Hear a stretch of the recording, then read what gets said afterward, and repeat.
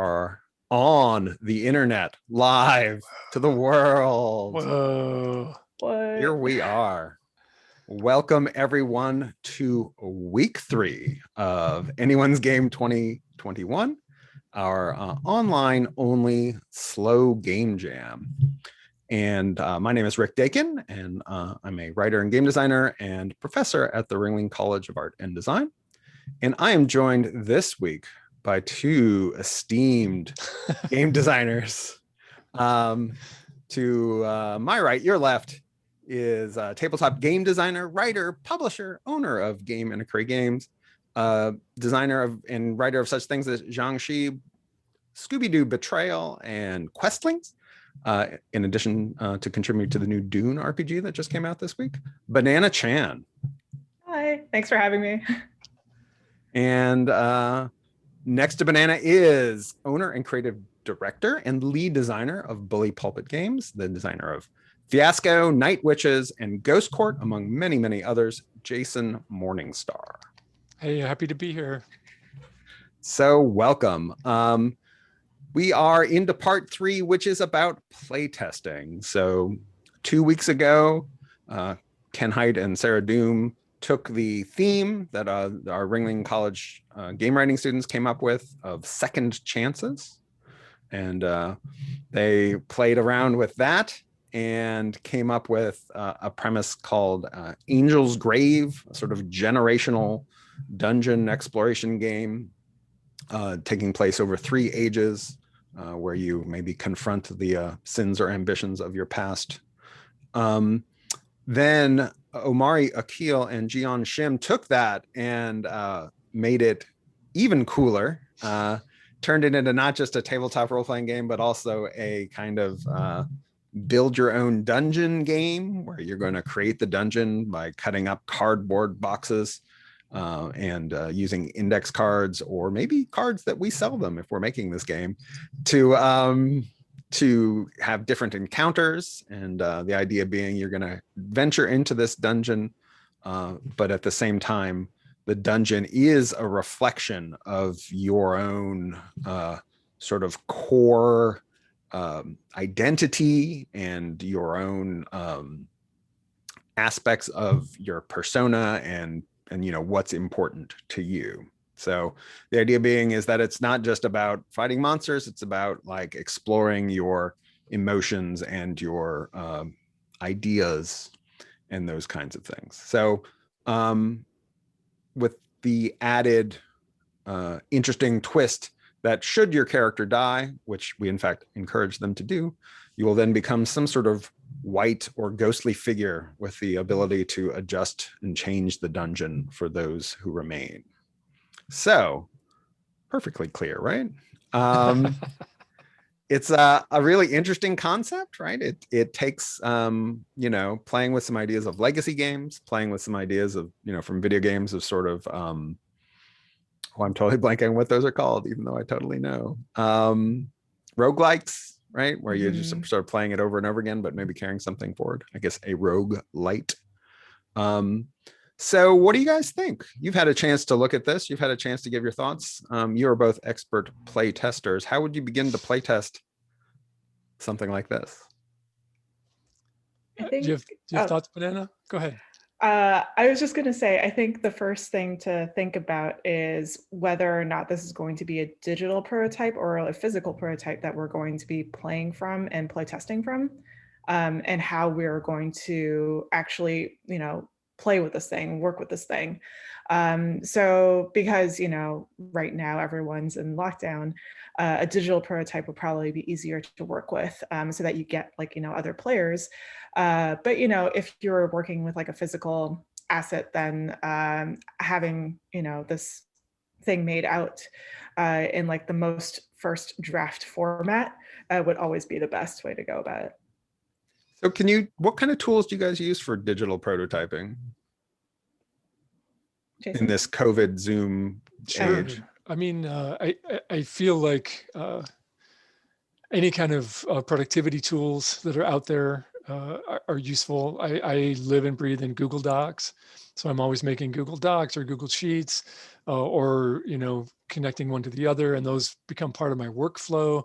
So like if we're authoring cards for this game, for example, which it sounds like maybe we are, then like my instinct would be to put those into a spreadsheet, and typically Google Sheets is what I would use, so that I can immediately export the content to my layout program and do a data merge. So just to find ways to make things really simple and easy to move from one stage to the next. But that's kind of getting ahead of ourselves, I think. So what tools do you use, Banana?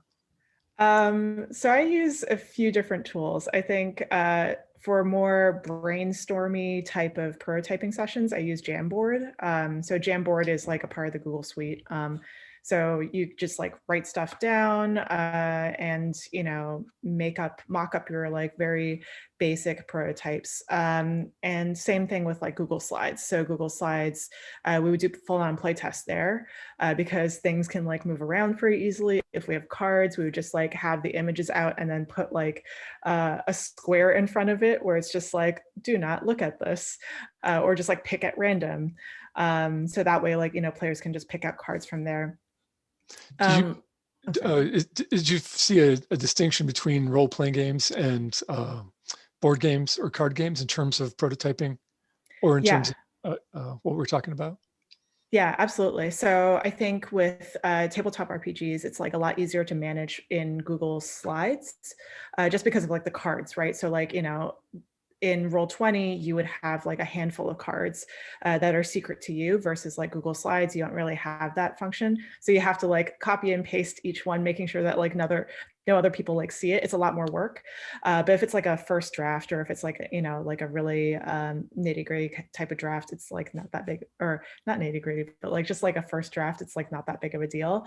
You could just like play around with it and like do whatever. And then when you move on to like the later stages, I would start to use like Roll20 or Tabletop Simulator, usually with like board games or things that are like, you know, party games, like anything that uses like cards or like tokens and things like that. I start off with using Roll20 just because it's like easier to manage from there. And then from there, once like the assets are finished, like, or in their final stages, then I move everything into Tabletop Simulator, so that way we get a feel for what it looks like in the digital space that's like closest to the real physical space. Recently, I'm working on a sort of card game that has, there are 4 different versions of it and a total of 600 cards. And our production manager, Jen Martin, persuaded me to put it in Roll20 because it was easy to bulk upload all that information from a spreadsheet, essentially, to create new cards. And it's very easy to prototype and play there. So like, I think the tools you use depend a little bit on the format that you're going for and the affordances of the game itself. Can I back us up a second though? Can I ask one quick question sure. about those? Are those, can you use those for free? Or is it like, if I want to put stuff in Roll20 or Tabletopia, is that free? Or do I need like a paid account? Yeah, so Google Slides is free. Jamboard is free, I believe. Roll20 is free up to a point. So if you want to add more assets to the account at a certain point, it's like, I don't know, X amount of megabytes or whatever, you would have to pay for like a non-free account to upload more stuff. And Tabletop Simulator, I believe, is $20 or $15 or something like that off of Steam. Okay, just you buy the executable and then you have it. Right, yeah. Okay, thank you. Sorry, Jason, I just wanted to, I okay. didn't know those were that accessible. So I think that's actually a really useful thing for people to know, that you can just get that for $15. Yep, totally. Those tools are very accessible. I want to back up before we start talking. I think we're sort of jumping into the deep end a little bit, and maybe what we should be thinking about is ways of playtesting and sort of stages in that process. And maybe we can sort of walk through that a little bit, which I think would be valuable to people as well. So like for me, I think of playtesting as something that I do by myself, that if I'm developing a game, I'll be sort of running mental scenarios and sort of doing the math myself as though I were playing. And that's like a sort of playtesting. and then it's sort of, there are concentric circles as it becomes more and more public and more complex. So I'm really interested in your version of this, Banana, but for me, I think about it myself, I keep it to myself, and then I have like the inner circle, like my local crew and like my business partner, and I'll be like, hey, here's this idea, what do you think? And it's still at that point not necessarily mechanical playtesting. And then after that, I'm definitely going to play it with my local friends, or my, who's local anymore, but like my tight knot of close associates.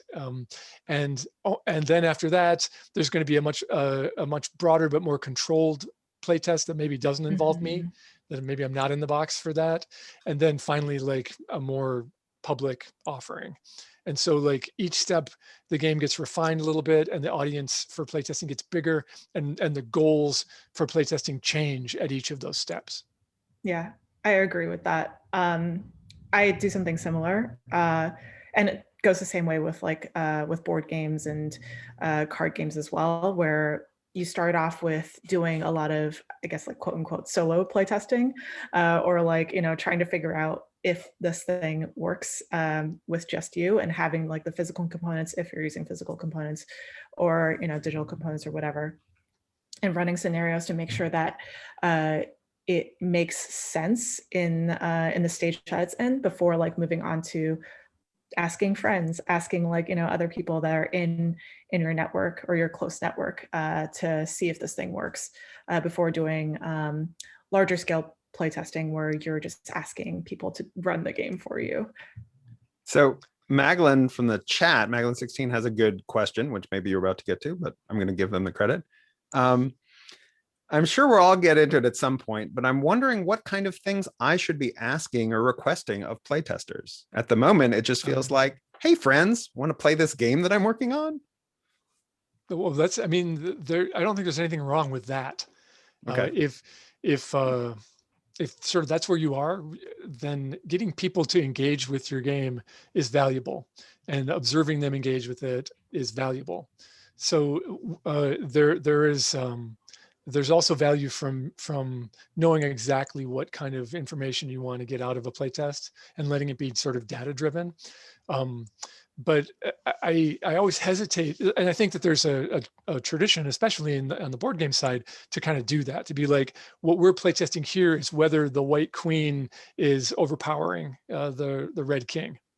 That's the question I have. That's what I want to find out. There's nothing wrong with that, and it's very important. But I think, and of course, I come from role-playing games where sometimes it's pretty amorphous. You're like, is this piece of the game interesting? Were you engaged by this particular set of constraints? Things that are a little fuzzier than, is A more powerful than B? And so I think there's a place for saying, please engage with my game openly, with an open heart, and see what happens. Don't try to break it. Try to have fun, and let's just observe what the reaction to that is. So like that's one extreme, and I do that all the time. I don't think there's anything wrong with that. So often the result of that will be really actionable things that I then can ask people to test very specifically. But at first, maybe I don't have those. Yeah, I think in the board game side of things, or the card game side of things, either one, you are looking for players to try to find anything that's that doesn't fit. So if, for like what Jason was saying, like, if the red queen versus like the gray queen, like, there's the win condition doesn't make sense, or like things don't match up, then you can sort of figure out like what those details are and fix them later on in post. So in post, later on in a later iteration. Yeah, what you're looking for is making sure that the numbers match up, like everything is balanced, and that it provides like a fun experience for the players, and they understand what the win conditions are. Something that can be really important is to make sure that you clearly communicate what your expectations are, because Right. A playtest might mean different things for different people. And there are people who really delight in particular kinds of playtesting. So like, it's awesome to have a destructive playtest where you're looking for edge cases, where you want people to engage the game as uncharitably as possible. And that's one kind of playtest. It's probably best to be done by your good friends as opposed to total strangers. But if that's not what you need or what you want, then that's having one person who thinks that's what they're there for is going to ruin it. So it's very good to just clearly communicate what your expectations are at whatever stage of the process you're in. So coming back to, Angel's Grave, which is pretty amorphous, and we can be honest and say not ready for playtesting. So we're going to have to, I've been liking this to a cooking show where we say, okay, put all these ingredients. We've now put this in the design oven for 2 weeks, and it's come out, and it's to some extent playable. This game that is a role-playing game, but is also, you're creating a board and has this, little crafting element to it. And it also has this do something different when you're alive versus dead, and presumably has some sort of conflict resolution system. Like, where would you start there to try and figure out how to test this game? Assuming you had like sketched in versions of all of those systems. Just a quick question. Sure. Does it use the apocalypse? Is it powered by the apocalypse? They kind of liked that dice system. So not necessarily moves, but that idea of that sort of middle of the curve is a mixed success, and then there's failure and great success, right? So like odds are you're going to get a success that brings some complications with it. So that was the particular thing that they liked about that. So not necessarily taking all the moves from powered by the apocalypse, although we could. I think that at this point would probably be the easier thing to do, right? That's those at least, it's an open source engine system, and lots of great games are in it. So have you both done powered by the apocalypse stuff, or? I have. You have? I think I've written for a thing. So how would you approach this, Banana? So it looks like we have a prototype. And it's a bunch of index cards, and I would say like trying to do it first like by myself. So like playing what I have already in front of me and like working out the scenarios and like trying to play it through beginning to finish. So that way I know if the game actually works. So doing that and then taking notes at every point where it's like, this works, this doesn't work, this works, and whatever. So that way I can pinpoint what the pain points are. Would you be doing that as, would you imagine that you were 3 or 4 people playing the game? Yeah. Okay. Yeah. Right. So just I wanted to be clear. Yeah. So I would do it with myself first and just like make sure that it, and like, pretending that like I'm different people or like 2 people or whatever, and making sure that like, it would make sense in like a larger scale fashion before maybe inviting on like another person. Sometimes it helps just to have like another person to brainstorm with. So if there's like another person staying in the room, maybe we're taking up like, we're pretending to be 2 people at the same time. So, one person could take on 2 characters, the other person can take on the other 2 characters or just 1 character. And then we play out a scenario real quick, very, very rough, and then see if like all the mechanics work out. And usually at this point, the role-playing aspect, like if this was a role-playing game, usually when I do like prototyping for role-playing games, the role-playing doesn't really, it matters, but I don't think it's as, you could just like rush through it in this case, because right now we're just testing to make sure that like all the mechanical stuff works and like the theme works with the mechanics. And then later on, once I've like, iterated it, once I've like written over it, then I would take it on to like, getting more people on board and trying to do like an actual play test with actual role playing and like, doing all the scenes and everything. What about you, Jason? Yeah, there's a point early in the process that is kind of straddles the line between design and play testing, which is just sort of imaginative play with around the idea. Often I will imagine what an interesting interaction in the game is. Like, why do I want to design this game? What is the cool thing about this? What would be a cool scene in this game? What's something I'm excited about? And then imagine how that sort of plays out without really assigning numbers or procedures to it. So Go ahead. Oh, sorry. So that's actually, we have a question in the chat that I think that's maybe this is something, a particular playtest challenge for you that would be in that realm, which is that we have kind of two different visions of this game from team 1 and team 2, or week 1 and week 2. Mm-hmm. Not surprisingly, the Ken Hite Sarah Doom version was rooted in our world's history and took place over sort of in a medieval era and a Victorian era and a modern era. Gian and Omari were more into kind of like a more totally invented world, and then but still keeping the 3 ages as being more like a lush sort of thriving world, a world at war, and then a kind of post-apocalyptic world. So how would you play test for that if you could, right? Or would it just be that imaginative process you were just talking about? Or I have strong feelings about this, but I want to hear from Banana first. I also have strong feelings about this. Yeah.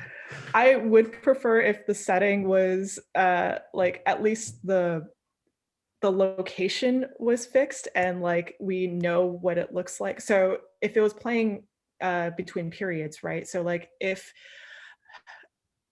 we were creating this from the ground up, if we're like doing the world building as we're playing, I would prefer that versus like trying to assign periods and assign times to like, each one of them. I feel like that creates like more immersive play just because like people are more invested in the setting that they're building. So just so I can restate what I think you said, it's that so there would not be 3 set ages. It would, the only thing that would be said is like, you're going to have 3 ages, and then you as a group decide this is what age 2 is, this is what age 3 is. Okay. Right. So if we're assigning like the first age is like, oh, this is like, when people just first settled here. And then the second is like, this is like, when things are getting really grand and like we're building like, massive buildings or whatever. And then the third one is like the apocalypse, post-apocalyptic world or whatever.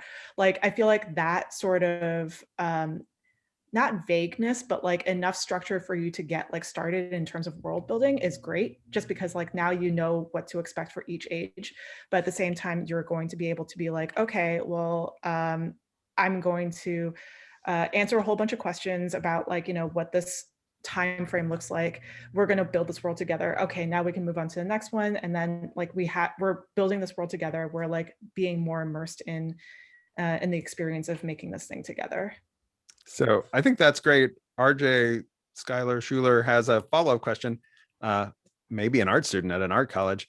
How do you create art if you don't have a specific setting? If players are getting like, what would your art orders be for that? That may be beyond our remit, so let's maybe keep that in mind. But it's an interesting thing to think about if you're having a sort of this can be any setting game. What kind of art do you include with that? Maybe it lets you include all kinds of art. Right? Yeah, I think that opens up the possibilities in really wonderful and interesting ways.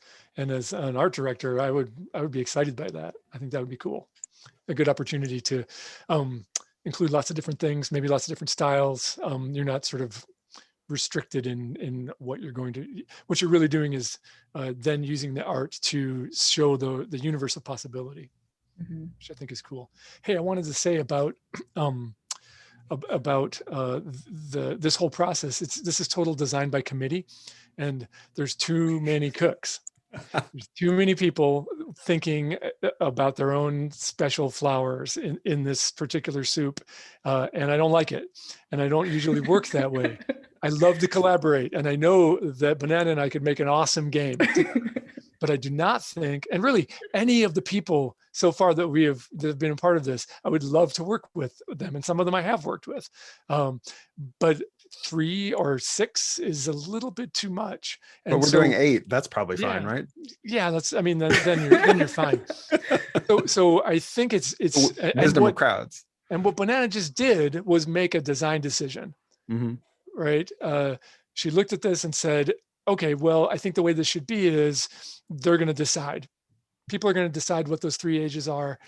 And here are the reasons why that's a good idea. And let's move on.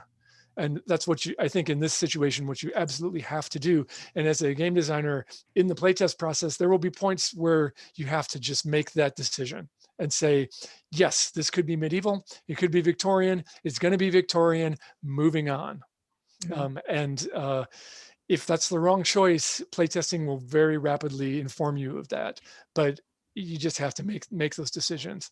And I think that Banana and I have been given an unfair task here by the second team who didn't do their jobs. They didn't look at the original game and then modify it gently with respects to what had already been established. They sort of threw it out and started with something that was a little more in their wheelhouse, and which gives us a very hard job. So I think that although, have you ever worked for someone else and just had a publisher say, but let's just have you do a completely different thing? So maybe it's a valuable life skill. Oh, absolutely. Yeah, absolutely. I think there's a point where you have to say, yes, of course. Yeah, I know how to roller skate, and we'll make it roller skate. And you have 3 months to do it. Right. but ideally in a creative collaboration like this, we're not doing that. We're trying to be focused and productive, and to honor the contributions of those before us. Anyway, Omari and Gian, you're on my list. That's what I'm saying here. You brought in cardboard boxes and index cards to a perfectly functional idea, and changed it around in a way that's making our job harder. So what we could do is, so say we have cardboard boxes, say we have like all this stuff, right? And we don't attach anything to it, right? So if we were sticking with like the 3 phases, the 3 stages or whatever, and we have pre-generated scenarios that players can play from so that they can pick and choose and like do whatever, or maybe even custom cardboard boxes. And this is like, pretend we have billions of dollars, right? Or millions of whatever. I know how to make things, I promise. But like, say we have like tons of money, and we just have these pre-generated scenarios, and you have these pre-generated pieces of cardboard that you can piece together based on whatever you roll. And upon success, you take this one cardboard piece and like piece it together. Maybe like your roll isn't doing so well, you take a separate type of piece or something like that. That could be something that could be play testable. If it's like a little more concrete, like if we're doing something like that, it could be stickers too. We could use stickers to place there was talk things. of stickers last week. People were into stickers. Do you think, Banana, that like if this were your remit, if this was like handed to you as a project and it was at the state it's in right now, do you think you would be making design decisions around these things, or would you be trying to formulate a strategy to play test what you've been given, even though it's very ambiguous? That depends on 2 things. It depends on what my position is within the project, and also how much money I'm given. So, and how much time. Like, what is the scope of like what we're trying to accomplish?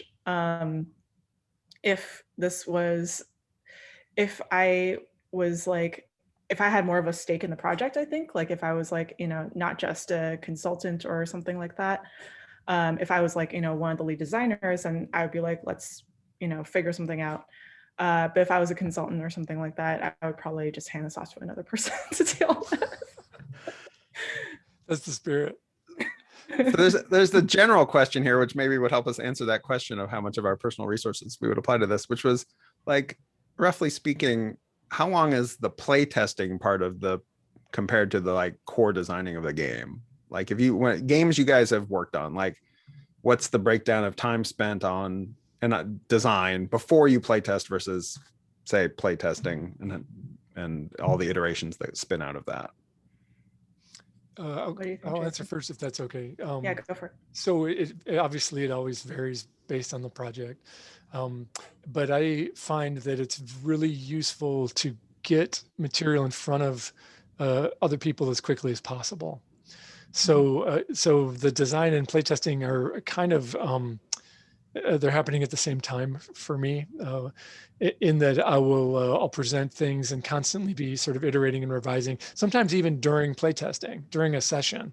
I'll be like, that didn't work, let's try it again. Let's do it a different way and see if that's better. I've got 2 ideas for how this is going to work. Let's try this one and see if it's good. If not, we're going to try this other one.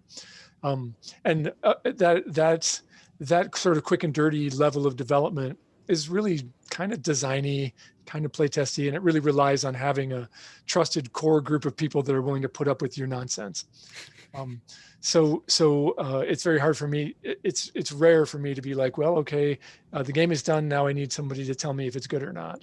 I need people to try it and see what happens. Although that kind of happens sometimes too. How about you, Banana? Yeah, I agree. I think the first few rounds of playtesting or like designing or, you know, just cooking is going to be like the messiest, right? Like you're just like throwing things together, seeing if it sticks, seeing if it doesn't. Usually when I'm designing, I like to have, start designing like Illustrator documents already. So like character sheets will be designed, and like if there's a board, then I would design that. If there are like, dice mechanics, everything would just be like laid out in the first few rounds, or at least the first round, so that way I can have something in front of players immediately. I prefer working visually, so that like, everything is written out like so the character sheets are done, like, everything else is like done so that I can see what the stats are, like, whatever else is written down. So that way it influences like what I write in terms of the rules. Yeah, well, I think maybe just sort of adding to that you can play to your strengths as you develop a game. And if you're a visual thinker, then absolutely you should be thinking about how the game will be presented, what it's going to look like. And those things are helpful to playtesters. If you can hand them a coherent document that is intuitive and actually looks good, I think that's a benefit. The downside to that is that it can be more, as you revise it, it's going to be more work. It's like if you custom make 100 cards for a game and then have to redo half of them, that's, the work that you did is sort of thrown out. Whereas if you just printed it out from a spreadsheet and it didn't look good, but it was there, that's going to be much easier for you. It's easier to revise, but it's less engaging. And if you're a visual thinker, like I think both of us are, there's a sort of part of the creative process is seeing the materials. I'm the same way, Banana. I like to, I try not to write in layout, but I definitely like to have an idea visually of what something's going to look like, and present that to people when especially for like external playtest. Right. And even if it's just like, a hand-drawn thing, like a hand-drawn character sheet that you can like Xerox or copy or whatever the term is now, to like, give to players to like see if there are any, specific things that you need to work on, then I think that's great. Just because then that way you can see if there are any problems before the players get to see them. So we've got this game, whatever it is, that definitely has like a combat system in it. Like all the versions agree people are dying and coming back as ghosts. So like, is there just sort of basic guidelines for testing a conflict resolution system, or what kind of questions should you be asking about a conflict resolution system before you start testing it? Well, one nice thing about a discrete system like that, so like in a game like this, if people are going to be fighting, if you know they're going to be fighting, then you can just test fights, which is huge, right? That's a tremendous, a very easy, discrete task. You can be like, here's 3 or 4 different situations where people are fighting. Let's just fight them 100 times. If you're really smart, you'll automate that. And I know people who have done that, like Randy Lubin, a friend of ours, he built a computer program that just ran fights for him, as I recall. I think it was Randy. Maybe it was. It was probably Randy. I feel like Randy would do something like that. We have some real egghead friends who are going to do stuff like that. But like, why not, right? If you have the ability, if that's where your strength is, then those kinds of tasks are very easy to make very granular. So, but does that test for like, is it fun? No, it just tests if it works or not. Right. Okay. I mean, that has to come first, I think. Yeah. Like, is it going to work? If it doesn't work, it doesn't matter if it's fun or not, usually. Yeah. I think usually the fun comes with like the players that you're going to be playing with. Like that sort, like you could have like a perfect system. It could be a great game, but then if the table isn't that good, then I mean, it just and also, but there's also a designy bit to something like that, because like when I hear combat system, I'm immediately bored. I just don't care. Not interested. Which doesn't mean that I haven't made games where people fight.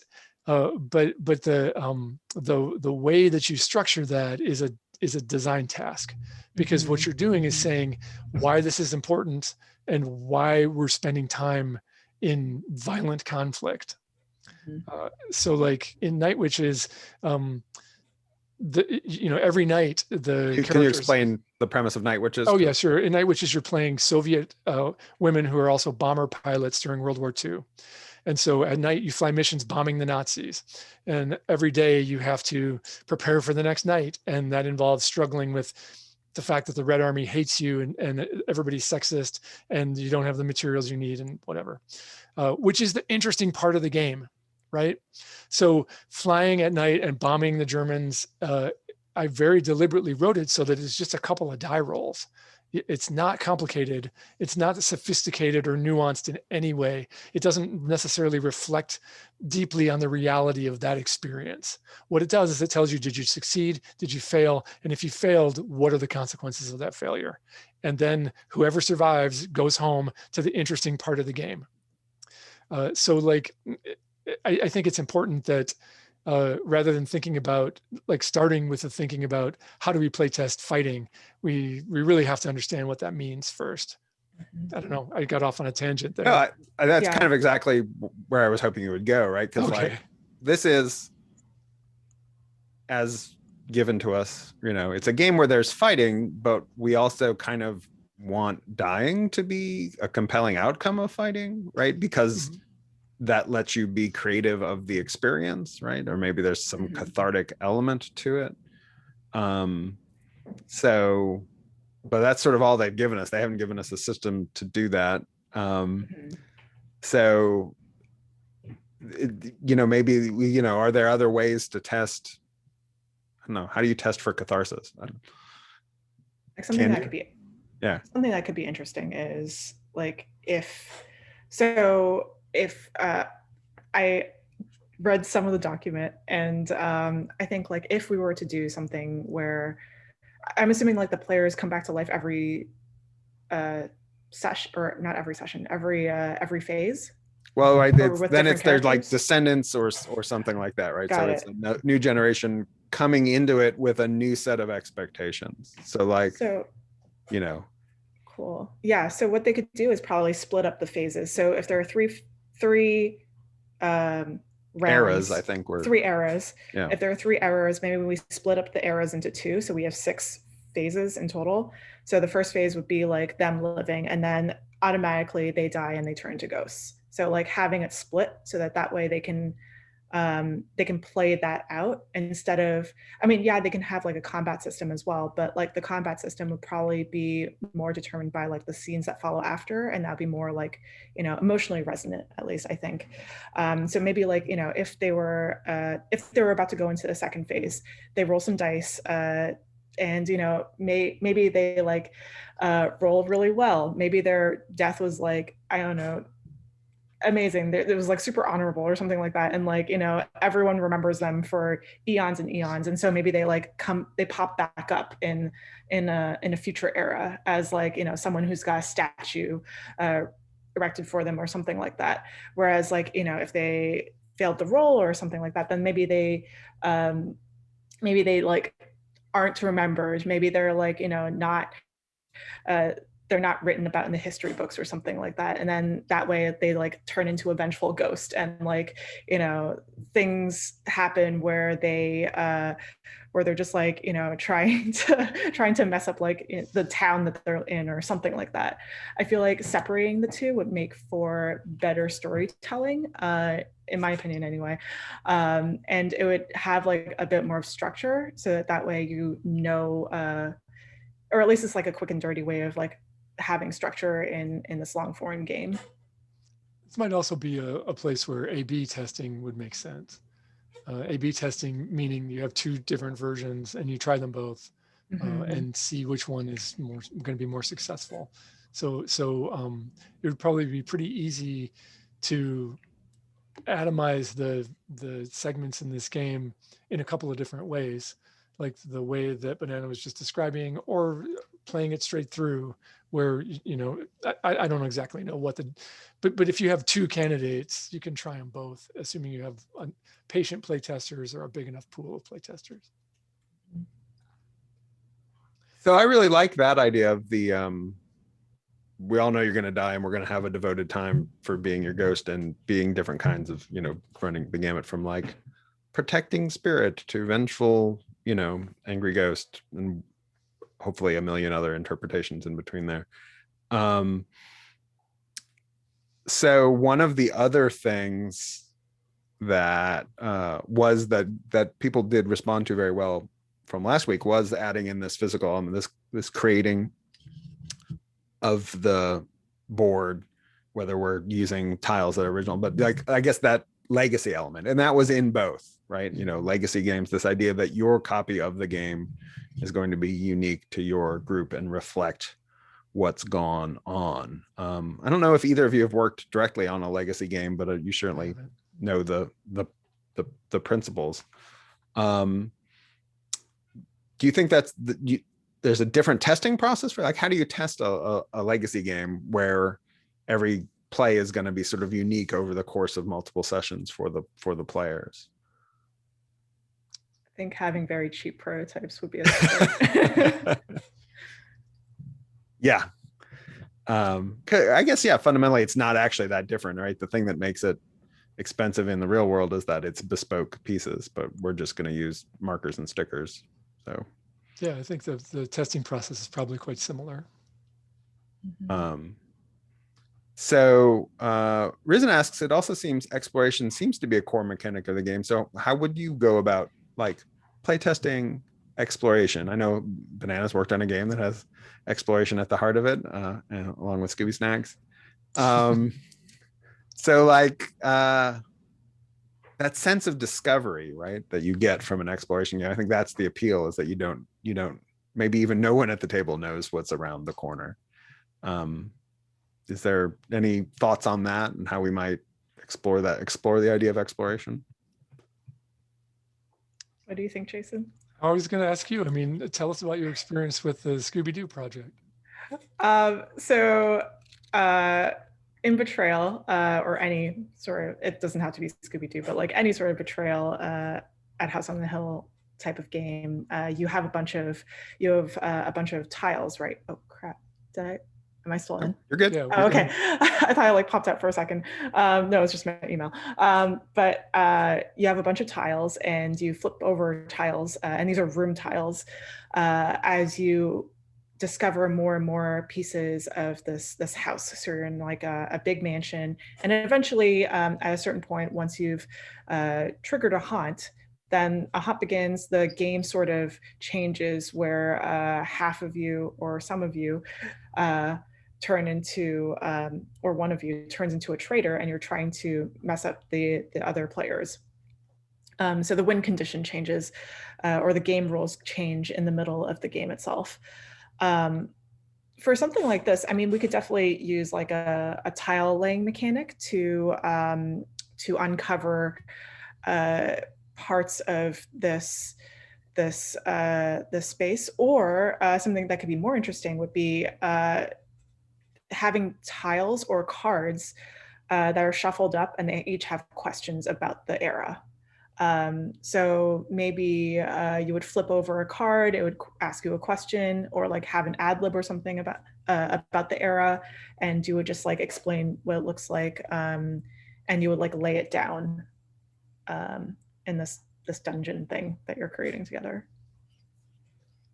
So would you then this sort of dungeon would be made of words in that model, or people could just sketch on it or do whatever, right? I guess depending on if it was me, it would be made of words, but someone else might express that with drawings. Is that kind of what you're getting at, right? Yeah. Like, that's pretty cool, right? So it says, hey, we're selling you a deck of prompts, right? And then you're going to use those to create these tiles.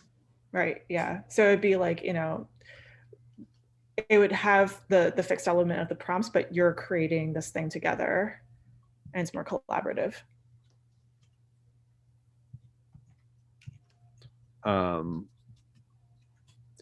And so the testing there then is what it's like testing any kind of, I don't know, testing any kind of game like that. I mean, there's a bunch of games like that there are, right?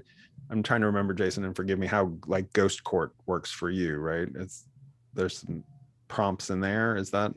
Yeah, but it's just a little different. I mean, it's sort of a social party game. So each instance of play is 5 minutes. And can you explain Ghost Court for those of you? Yeah, so like it's like the People's Court except with ghosts. So there's a judge and there's a bailiff and a plaintiff and a defendant, and they have ghost problems or ghost living problems.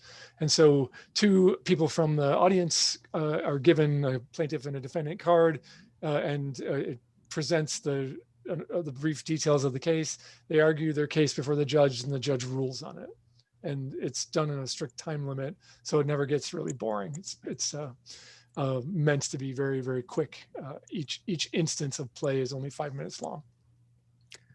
So it feels like, so how did you test those cases, or did you just kind of come up with a bunch and play a bunch, or what? Yeah, well, the you can like it's in a case like that, it's pretty easy to know when a case is a dog, or because people will struggle with it, or the outcome will always be the same. So you're looking at how people engage with it and their expectations and the predicted outcomes. So the cases that made it into the game were the ones where it was pretty equal. It was either really, really funny and one-sided. Some of them are quite obvious that like the plaintiff is in the wrong. But most of them, they could go either way, and it's always surprising. And they're written to be pretty well balanced. And the ones that didn't quite meet the standards just got thrown out. And there were probably, I don't know, there were another dozen or so cases that just weren't good. And you can very quickly, in a case like in a game like Ghost Court, it was very easy to see which ones needed to end up in the game and which ones needed to just go away. So how many are in there ultimately? It's the game comes with 30. Okay, so it's a pretty good hit, right? It's not too bad. I had fun.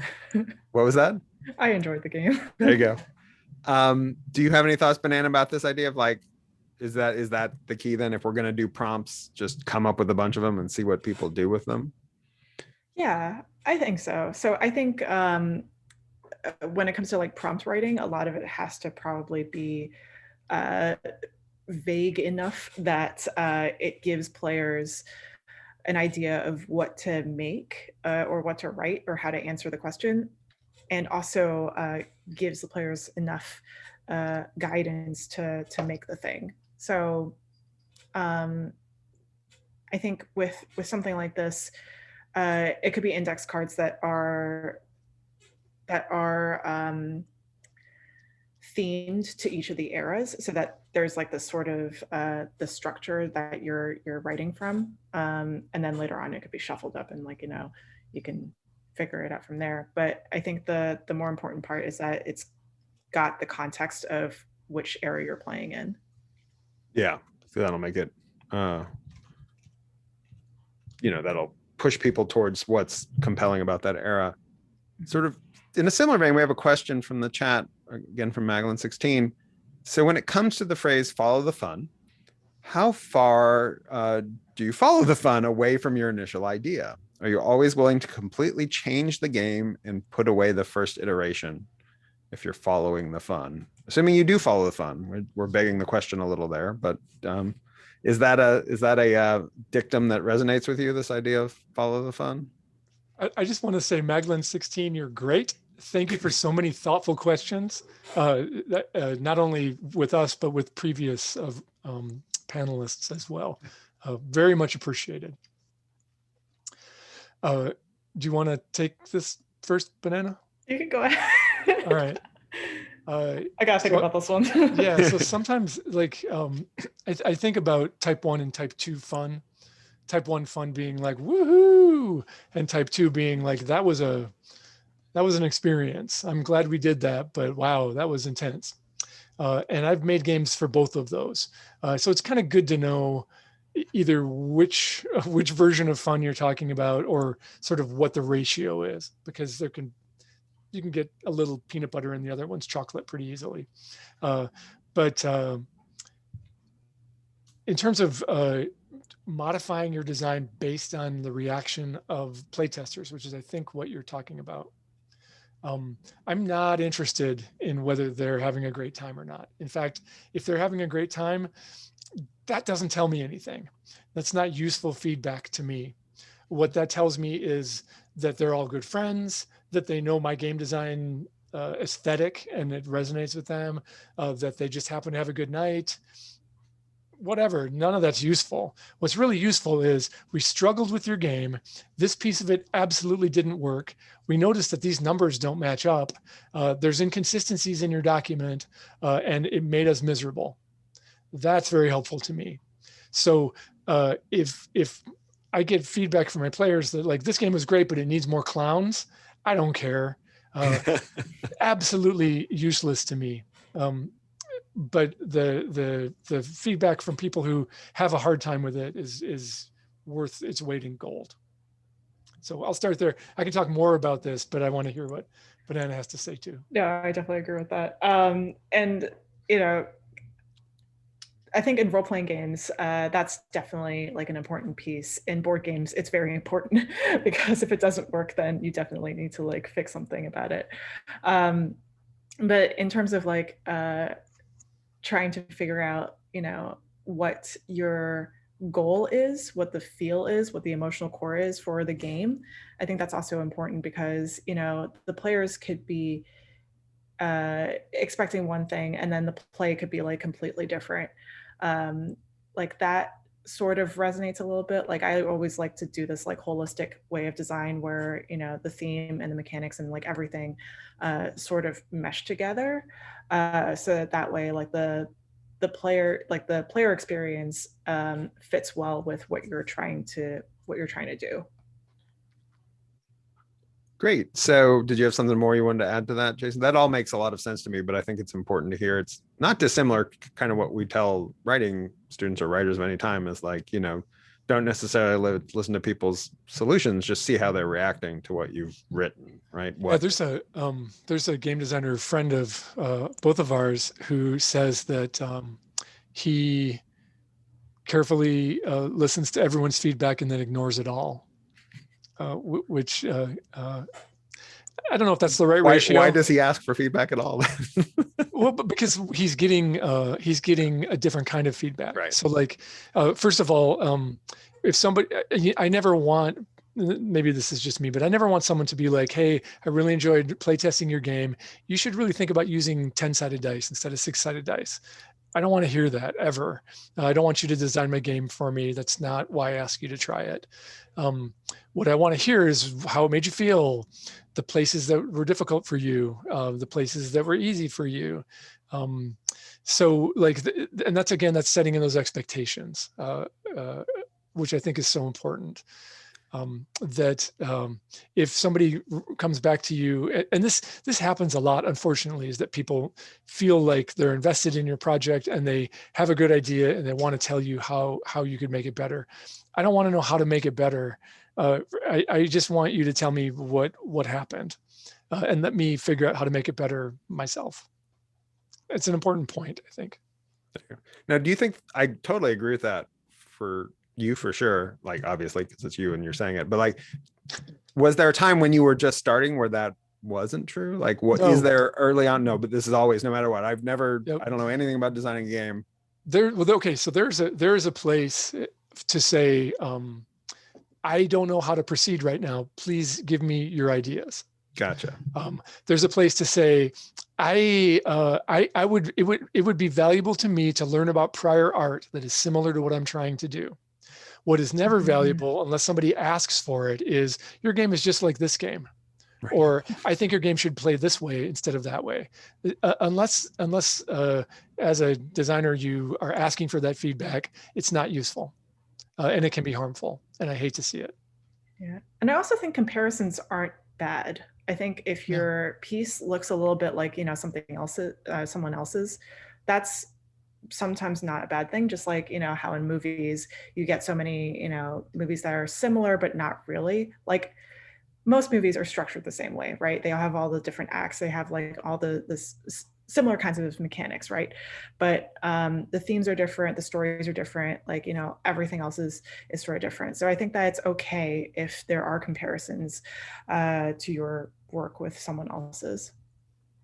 Yeah, like nothing's super original. Like if you're going to make a game about hunting ghosts, well, there are other games about hunting ghosts. Yours will not be like theirs. Yours will be unique because you're unique. And I don't want to hear about other people's ghost hunting games when I'm just starting and I'm really excited about my ghost hunting game. Right. I'm confident that it'll be unique.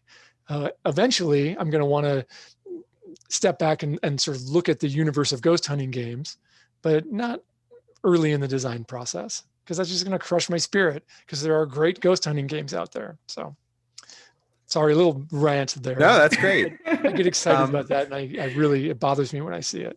We're running out of court.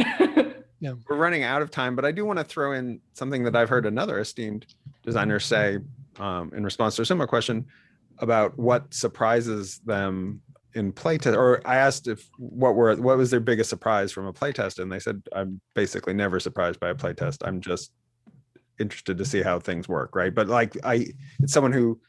So do you get surprised frequently from playtests, or is it more like, yeah, I wasn't sure about that, or I wanted to see how that played out, and I saw that, or is that's my question. Is playtest full of surprises for you, or is it just more like a little bit more analytical in that sense of like, okay, this is within the realm of possibilities and I'm just narrowing it down what I thought might happen?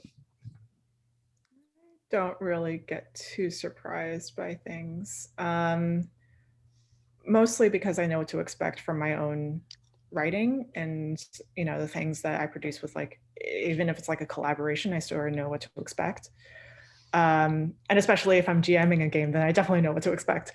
But I would say I'm more surprised by consultants when they give, like, pieces of information where it's like, oh, maybe this might work. And I am not talking about like mechanics. I'm talking more about like the content of the game itself. Like if someone, an example I'll give is when we were writing Jean Chibla in the banquet hall, Mendez was like, you should have a section on playing a racist NPC, because you're going to have characters like that, and you should have like safety tools around that. I was more surprised by like not having that than anything. Like, I think like consultants, they will really help you make like a richer game, and they would provide that sort of feedback for you. But from players, no, not really. Gotcha. I feel like I get less surprised the more I make games. Like I feel like I'm getting better at understanding what I'm doing. What does surprise me often is when I see people show me the things that I love that I need to throw out of my game. So sometimes I have a blind spot to a particular thing that I think is really cool, and people will demonstrate to me that it's not as cool as I think, and that I need to throw it away. And that happens sometimes. And I'm always like, oh, really? No, that's so cool. And they're like, no, it needs to go in the garbage can. It's terrible. And that's good. All right.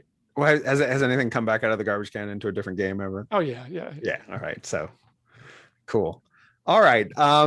So thank you both very much. Do you have any final words of wisdom for our viewing public, our esteemed game designers out there?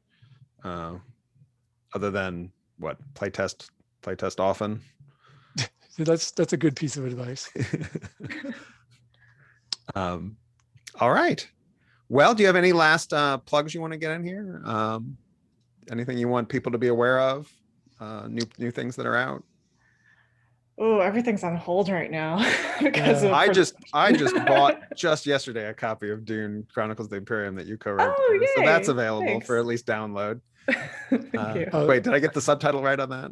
No, I didn't. Adventures in the Imperium. Adventures in the Imperium. All right. Of the Imperium. I get all the things mixed up now. There you I'm go. just. So that's available right now on DriveThruRPG. Can I plug my Patreon? Please. So Bully Pulpit Games has a Patreon, and we release a game every month. And they're usually very small and weird. But if you're interested in seeing a particular design process and aesthetic, or you like my games, then you should come check us out. Patreon.com/Bully Pulpit Games. Awesome. Well, thank you all very much. And I appreciate your time and all your insight. And I look forward to seeing what you release to the world next. Thanks, Rick. Thanks, Rick. All right. And we